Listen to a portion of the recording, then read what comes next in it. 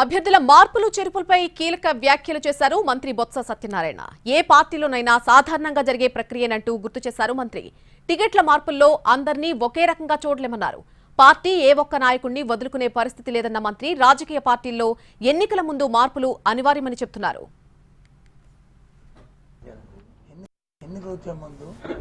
ఎన్నికల సమయంలో సందర్భంలోనూ వారి తాలూకు ఆలోచనలు విధానాలు ఉంటాయి. ఆ విధానంలో ఆలోచించిన ప్రకారమే ఆ పార్టీ నిర్ణయాలు ఉంటాయి, ఆ పార్టీ కార్యక్రమం ఉంటాయి. మా పార్టీకి సంబంధించి జగన్మోహన్ రెడ్డి ఏ ఒక్క వ్యక్తిని కూడా ఏ ఒక్క నాయకుని కూడా వదులుకునే సమస్య లేదు. అయితే ఎమ్మెల్యే పదవి కావాలి ఎమ్మెల్యే, ఎంపీకి అయితే ఎంపీ అనవాడు, దాంతో ఎమ్మెల్సీ అయితే ఎమ్మెల్సీ వాడు, చైర్మన్కి అయితే చైర్మన్ వాడు, అంతకంటే ఇంకా పెద్దది ఉంటే రాజ్యసభకి అయితే రాజ్యసభ వాడు, అన్నీ ఉంటాయి. అంతేగాని దీనికి ఇదే అని చెప్పి నేను అనుకోవచ్చు, కానీ పార్టీ అనుకోవాలి. సో ఆ కార్యక్రమం మేమే, మా పార్టీ కాదు, ఏ పార్టీ అయినా భారతదేశంలో ఆ నిర్ణయాలు జరుగుతుంటాయి.